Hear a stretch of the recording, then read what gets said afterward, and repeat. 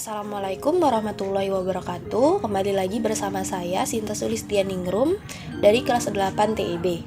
Kali ini saya akan menjelaskan tentang hardware dan software baru untuk sistem embedded. Pengertian sistem embedded. Ini selalu saya ingatkan. Pengertian embedded system atau sistem tertanam adalah sistem komputer yang dirancang khusus untuk tujuan tertentu dan biasanya sistem tersebut tertanam dalam satu kesatuan sistem. Dan sistem embedded ini terdiri dari perangkat lunak dan perangkat keras. Selanjutnya, hardware dan software baru dalam sistem embedded yaitu hardware baru untuk sistem embedded dapat meliputi mikrokontroler yang lebih cepat dan lebih kuat, perangkat keras, keamanan yang lebih baik, dan teknologi nirkabel yang lebih canggih. Berikut contoh hardware baru untuk sistem embedded. Mikrokontroler Cortex M7. Mikrokontroler ini dapat digunakan untuk mengendalikan sistem yang membutuhkan proses data yang lebih cepat dan lebih kuat seperti kontrol motor dan sistem audio, seperti gambar di bawah ini. Selanjutnya, mikrokontroler Cortex M7 adalah salah satu produk dari perusahaan teknologi asal Inggris, ARM Holding. Mikrokontroler ini dirancang untuk digunakan pada sistem embedded yang memerlukan pemrosesan data yang lebih cepat dan lebih kuat. Cortex M7 memiliki fitur-fitur unggulan seperti 1. Kecepatan pemrosesan yang sangat tinggi. Dengan kata lain, memiliki kecepatan pemrosesan hingga 300 MHz sehingga dapat memproses data dengan lebih cepat atau lebih akurat. Yang kedua, pemrosesan sinyal digital yang efisiensi. Ini mudah diketahui. Yang ketiga, konektivitas yang baik. Maksudnya, Cortex M7 mendukung berbagai jenis koneksi nirkabel seperti Wi-Fi, Bluetooth, Zigbee, sehingga memudahkan pengembangan sistem IoT. Dan yang keempat, konsumsi daya yang rendah. Cortex M7 dirancang dengan teknologi yang hemat sehingga dapat menghemat konsumsi daya pada sistem embedded. Selanjutnya, Cortex M7 juga memiliki arsitektur fleksibel dan dapat disesuaikan dengan kebutuhan sistem yang berbeda.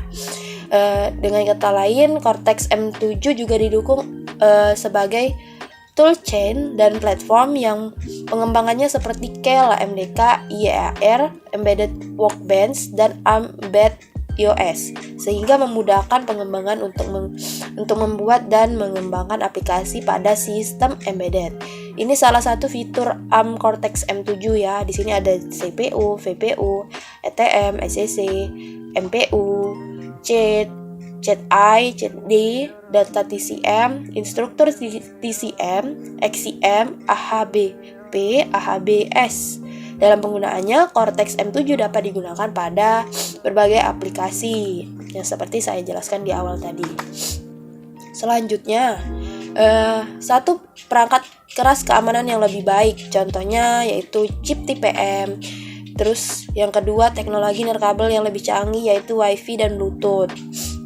Ini pasti teman-teman sudah tahu. Selanjutnya, sementara itu software baru untuk sistem embedded dapat meliputi sistem operasi yang lebih ringan, lebih cepat, algoritma kecerdasan buatan yang lebih baik, dan aplikasi yang lebih mudah dikembangkan dan diintegrasikan. Berikut contohnya. Nah, di sini saya sudah mempunyai contoh sistem operasi FreeRTOS. Sistem operasi ini dirancang dan digunakan pada sistem embedded dengan sumber daya terbatas dan memungkinkan pengembangan untuk mengatur prioritas tugas dan mengoptimalkan penggunaan sumber daya. Di sini ada jaringannya. Di sini ini contoh sederhananya. Selanjutnya, beberapa fitur utama dari FreeRTOS. Task Management.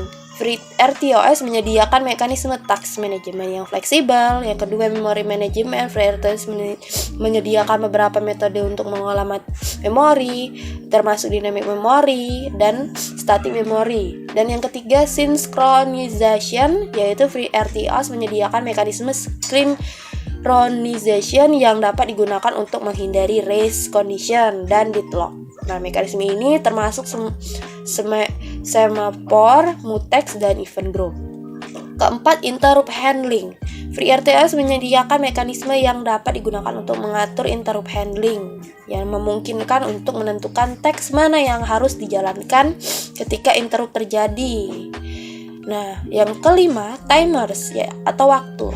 FreeRTOS menyediakan mekanisme timer yang dapat digunakan untuk mengatur teks scheduling dan untuk membuat perangkat lunak yang berjalan pada interval tertentu. Kelebihan dari hardware baru dan kekurangan dari hardware baru. Yang pertama, performa yang lebih baik untuk kelebihan. Yang kedua, lebih efisien. Ketiga, lebih stabil. Empat, memperbaiki kesalahan dan kekurangan pada hardware lama. Kekurangannya, harga pasti lebih tinggi karena ini hardware baru.